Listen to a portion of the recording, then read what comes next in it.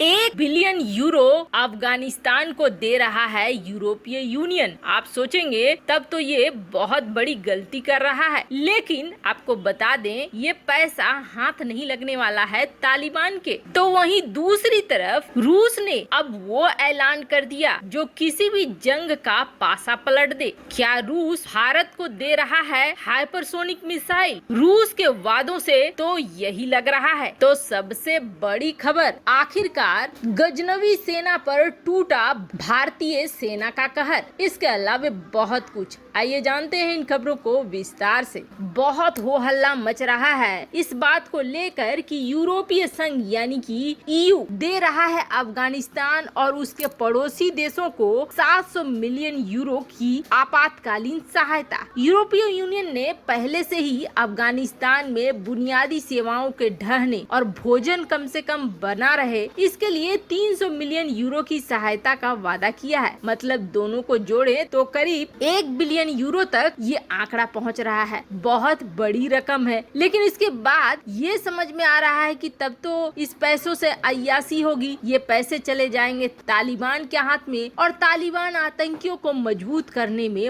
मदद लेगा। लेकिन आपको बता दें ऐसी बात नहीं है। भारतीय रुपए में जहां ये राशि 8,699 करोड़ की बैठती है, तो ये राशि सीधे तालिबान के हाथ में नहीं दी जाएगी और न ही अफगानिस्तान के किसी मंत्री के हाथ में दी जाएगी, बल्कि ये राशियां जो वहां पर पहले से यूरोप के संगठन है उनको दी जाएगी और वो वहां सीधे तौर पर खर्च करेंगे। यानी अंतर्राष्ट्रीय संस्थाओं की दी जाएगी और अंतर्राष्ट्रीय संस्था अफगानिस्तान के आम लोगों तक इसे पहुंचाएगी, न कि किसी तालिबानी नेता को।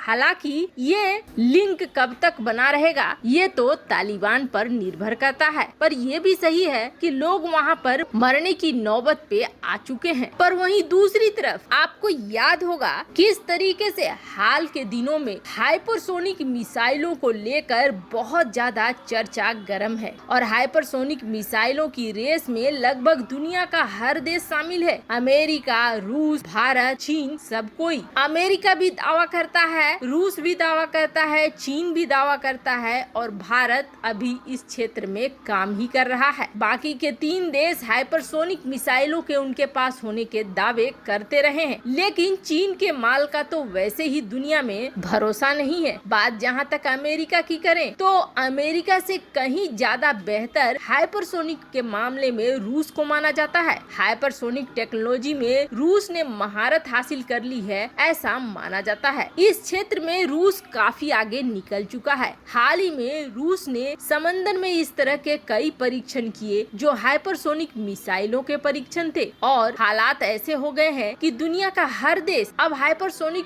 शक्ति हासिल करना चाहता है। यानी एक ऐसी मिसाइल जो ध्वनि से कई गुना तेज जाए और बड़ा विध्वंस करके चलाए। हाइपरसोनिक मिसाइलों की खासियत ये होती है कि वो रडार की पकड़ में नहीं आते हैं और पलक झपकते बहुत बड़ा विनाश करके वापस चले आते हैं। इसलिए दुनिया के कई देश इसके पीछे पड़े हुए हैं और जहां तक भारत और चीन के बीच जंग का माहौल बन रहा है, ऐसे में भारत को चाहिए हाइपरसोनिक मिसाइल। अब जिसे देने का वादा रूस कर रहा है। अब आप सोचेंगे चीन के खिलाफ जाकर रूस ऐसा वादा कैसे कर सकता है, तो आपको बता दें रूस ऐसा ही वादा कर रहा है। आपको याद होगा टेम्पेस्ट रूस की वो परियोजना जिसमें ये दिखलाया गया था कि भारत रूस के टेम्पेस्ट का यानी सुखोई 57 का बहुत बड़ा ग्राहक है और भारत सुखोई 57 खरीदने वाला है जो कि एक स्टील्थ एयरक्राफ्ट होने वाला है। हालांकि इसके बनने में अभी वक्त है, लेकिन इस प्रोजेक्ट को लेकर रूस काफी उत्साहित है और रूस चाहता है कि इस प्रोजेक्ट को जोर शोर से बेचे। सुखोई 57 को लेकर भारत को एक बड़ा दावेदार रूस ने बताया है। अब अभी रूस के पास एकमात्र हाइपरसोनिक मिसाइल है KH-47M2 खिंजल और इसको रूस ने MiG-31 एयरक्राफ्ट पे लगाया है। पर अब रूस अपने हाइपरसोनिक मिसाइलों का जखीरा बढ़ा रहा है और हाइपरसोनिक मिसाइलों का जखीरा बढ़ाते हुए 1500 किलोमीटर रेंज तक मारक क्षमता वाली नई मिसाइल को बना रहा है और ये मिसाइल होगी हाइपरसोनिक मिसाइल। अब कहा ये जा रहा है कि खास तौर पर सुखोई 57 यानी कि टेम्पेस्ट के लिए